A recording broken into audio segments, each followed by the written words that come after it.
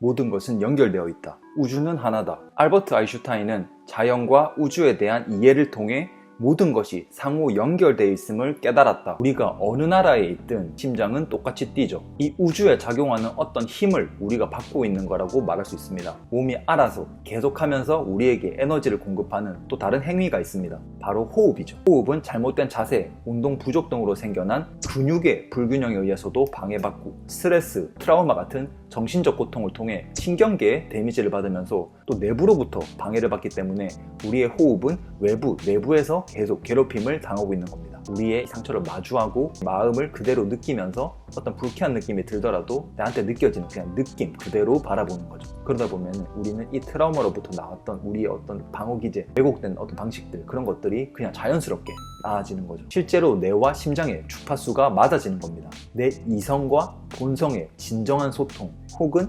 뇌와 몸의 진정한 소통이 시작되는 거죠. 이렇게 온전한 사랑을 느꼈을 때 우리는 에너지가 계속 팽창하는 걸 느끼게 되고 결국 이 거대한 힘을 있는 그대로 받아들이게 됩니다. 그러면 이 거대한 힘과 우리가 하나가 된다고 느끼는 겁니다. 그래서 우주 자체가 나이고 모두가 하나로 연결돼 있다 이렇게 되는 거죠. 이거를 불교에서는 삼매라고 합니다. 우리 모두 원러브 막 이렇게 하는 1960, 70년대 히피들도 사실은 조금 일리 있는 말을 하고 있는 겁니다. 왜냐면은 이 히피들이 LSD라는 사이키델릭 약물로 시작된 컬처이기 때문이죠. 대부분의 국가에서 현재 불법으로 정해져 있는 이 약물은 사이키델릭이라는 의식 확장 경험을 제공합니다. LSD라는 알약도 있지만 자연적으로 자란 버섯인 매직 머쉬룸도 있죠. 이 둘은 사람들에게 비슷한 경험을 제공하는데 이때 몸에 어떤 일이 일어나냐면 디폴트 모드 네트워크라고 불리는 뇌 신경망을 활성화가 덜 되게 만듭니다. 이것도 아까 말했던 이 원리에서 설명이 되는 게 이 DMN이 뭐냐면 상상이나 과거에 대한 생각, 기억 회상, 미래에 대한 계획 혹은 자기 반성 뭐 이런 걸 다루는 신경망입니다. 그러니까 내가 살면서 만들어진 나의 생각과 버릇 패턴 뭐 내가 과거야 이랬는데 뭐 후회가 돼 아니면 미래나 이런 걸 해야 되는데 이게 될까 말까 걱정돼 뭐 이런 여러 가지 생각들이 있죠. 현실을 살면서 하는 걱정들 뭐 이런 것뿐만 아니라 나의 사상 뭐 나의 어떤 신념 뭐 성격 이런 것들을 담당하는 그런 신경망인데 이게 덜 활성화된다는 겁니다. 그러면 몸에서 느껴지는 상처를 피해 생각으로 도망치던 그런 패턴도 이 신경망에 해당되는데 그런 것들이 점점 옅어지게 되면서 원래의 나로 보내버리는 거죠. 그래서 사이키델릭 약물은 불법 약물이지만 미국 몇몇 주에서는 치료 목적으로 사용이 가능해지고 있기도 하죠. 그리고 이건 불법 약물로 분류되지만 그냥 저렇게 저런 상처를 다 낫게 하고 그냥 기분이 마냥 좋은 그런 약물이 아니라 저 과정을 명상처럼 직접 하는 게 아니라 그냥 어떻게 보면 강제로 보내버리는 거니까 저런 고통을 예고 없이 마주하게 되겠죠. 그러니까 정말 죽었다고 생각이 든다던가 정말 깊은 이고가 죽는다는 느낌을 느낀다든지 혹은 정말 깊은 외로움, 슬픔, 고통을 느끼는 경우도 많다고 합니다. 근데 결국에는 다시 그걸 통해서 이 거대한 힘과 가까워지기 때문에 사랑의 근원을 느꼈다. 내 존재의 근원을 느꼈다. 뭐 혹은 신을 봤다. 혹은 신이 된 것 같은 기분을 느꼈다.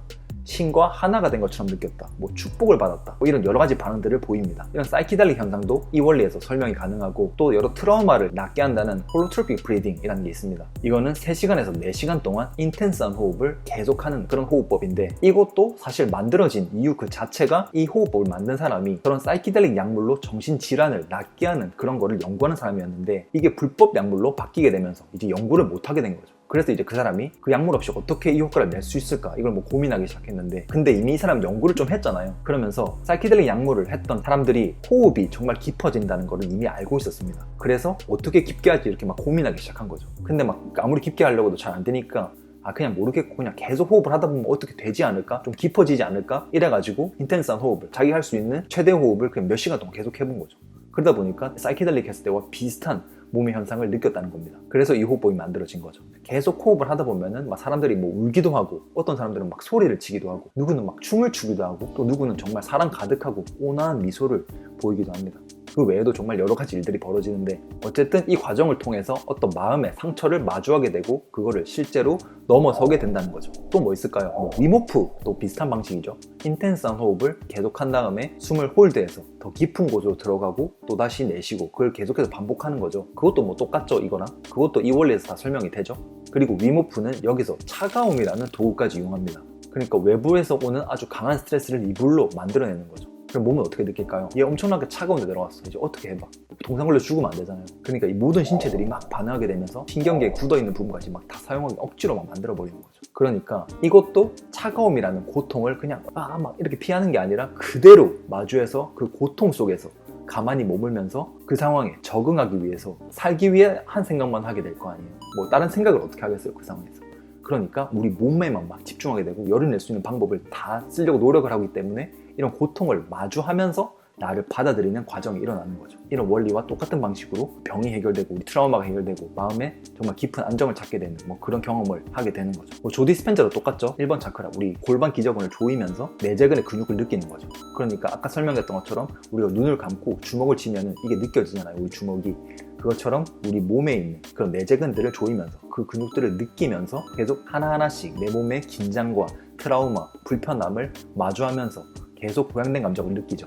감사, 뭐 행복, 사랑 이런 것들 느끼면서 계속 느끼다 보면은 결국에는 에너지가 올라와서 우리 심장까지 닿게 되고 심장에서 에너지 팽창이 일어나고 계속 그 심장을 느끼다 보면은 점점 우리 뇌로 그런 에너지가 쭉 올라오게 되죠. 에너지가 쭉 뇌로 올라와서 우리 송가선을 자극하게 됩니다. 실제로 물리적으로 송가선을 딱 누르게 되면서 불교에서 말하는 산매 혹은 뭐 사이키델릭 그런 현상을 딱 느끼게 되는 거죠. 우리 육체를 잊게 되는, 이 모든 게 하나가 되는 그런 기분을 느끼는 거죠. 조디 스펜자는 이걸 조금 다르게 표현했습니다. 이 상태를 조디 스펜자는 양자장 상태라고 했죠. 그러니까 무의식 그 자체에 들어간 상태라는 거죠. 근데 좀 말이 어떻게 보면 좀 이상하죠. 우리의 의식이 무의식 안에 들어있는, 글로 보기에는 좀 상당히 모순되어 있는 상태고, 하지만 사실은 반대로 완전한 일치이자 합치인 상태인 거죠. 이것도 이 원리에서 다 설명이 되고, 뭐 기독교도 있죠. 기독교의 방식은 뭐죠? 우리 호흡이나 명상 같은 육체적 활동보다 어떤 정신적 활동을 또 추구하는 방법이잖아요. 어떤 또 지혜를 추구하는. 이것도 뭐 감사나 용서 같은 고양된 감정을 느끼면서 신이라는 거대한 존재에 대한 믿음을 가지고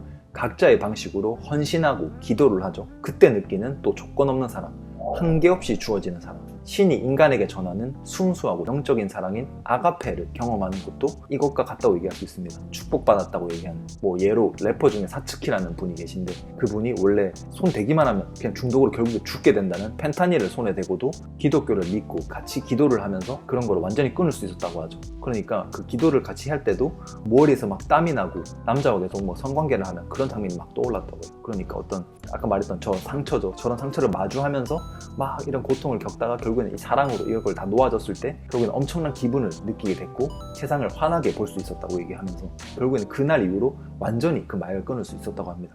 보통은 정말 끊기 힘들어서 결국 하다가 죽게 되는 마약임에도 그걸 끊을 수 있었던 거죠. 뭐 그런 것도 이거와 비슷한 경험이라고 얘기할 수 있겠죠. 그리고 뭐 끌어당김의 법칙, 성공학의 원리도 이거와 똑같습니다.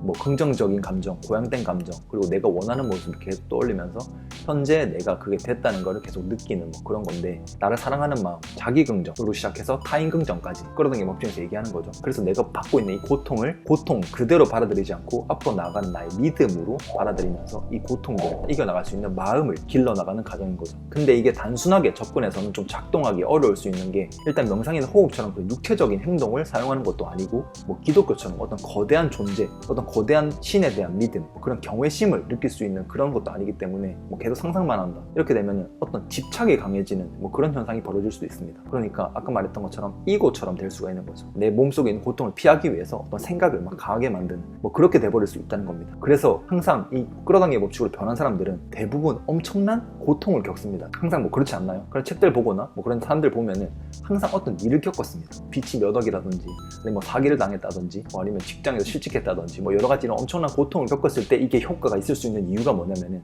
현실이 너무 고통스럽기 때문에 내 몸이 그 고통을 느끼고 있는 상태가 된 겁니다. 그리고 그 상태에서 내가 성공할 수 있다는 믿음을 계속 만들어가는 과정이니까 이 고통 속에서 내가 행복할 수 있다는 걸 알게 되면서 또 거대한 힘에 닿을 수 있는 거죠. 근데 그냥 뭐 나 좀 돈 좀 벌고 싶어 이런 마음으로 막 100번 쓰고 한다고 해서 이게 되는 게 아닌 이유는 계속 이렇게 그냥 오히려 생각처럼 쌓일 수 있다는 거죠. 오히려 내 몸속에 있는 고통, 뭔가를 피하기 위해서 하는 생각으로 쌓일 수 있기 때문에 이게 잘못하면 조금 문제가 될 수도 있습니다. 그래서 명상과 같이 하는 걸 저는 굉장히 추천을 드립니다. 왜냐면 내 안에 있는 이런 거를 놓아놓을 수 있어야지 나의 새로운 미래를 그릴 수 있으니까요. 그러니까 뭐 이렇게 하시는 분들 너무 잘 안 되신다, 뭐 저렇게 해도 잘 되면은 뭐 상관없는데 잘 안 된다 하면은 명상이나 호흡 운동을 꼭 해보시길 추천드립니다. 자, 이렇게 여러 가지 방식으로 설명을 해봤는데, 일단 이런 우주에서 있는 이 거대한 힘, 이건 여러 가지 의미에서 선한 힘이라고 볼 수 있겠죠. 우리를 성장시켜주고 생물들도 성장시켜주고 자연을 형성하게 만들고 우리가 다치면 낫게 하고 뭐 이런 거죠. 이 힘은 결국 우리를 더 성장하고 좋은 방향으로 이끌어줄 수 있는 힘이라는 거죠. 그러니까 우리는 이 힘에 가까워지기 위해서 뭐 정말 많은 노력을 해왔죠. 인류 전체에서 뭐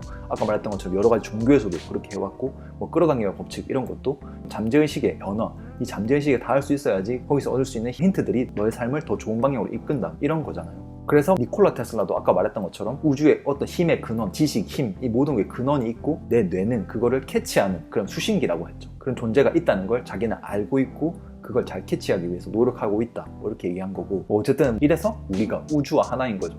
뭐 가끔은 우리가 이렇게 정말 힘들 때가 있잖아요. 내가 하나의 생명체일 뿐이고, 뭐 그래서 뭐 가끔은 이기적이어지고, 뭐 가끔은 나만 생각하게 되는, 뭐 그럴 수밖에 없는 우리는 인간이지만은, 동시에 이렇게 우리가 우주의 선한 뜻과 하나다, 이 신의 뜻과 내가 하나다, 뭐 이런 것들을 좀 느낄 수 있다면 여러 가지 면에서 잘 이용해 볼 수 있겠죠. 그래서 꼭 뭐 명상이나 호흡 훈련 이런 걸 꼭 해보시기를 추천을 드리고, 정말 이런 비슷한 감정을 느껴보시기를 꼭 추천드립니다. 저도 이런 걸 느끼면서 완전히 이 세상을 보는 뷰가 달라졌습니다. 뭐 이전에는 저는 뭐 영적인 이야기 이런 거 하면 다 헛소리라고만 생각했는데, 그런 기분들을 정말 느껴보면서 정말 따뜻한 사람, 뭐 항상 밖에서 나의 외로움을 해결하려고 하고 항상 채울 수 없는 나 안에 뭔가가 있었는데, 사실은 내 안에 깊은 곳에 해결할 수 있는 답이 있는 거구나, 그런 것들을 한번 바라보고 다시 현실로 돌아오게 되면 조금 다르게 볼 수 있는 거죠.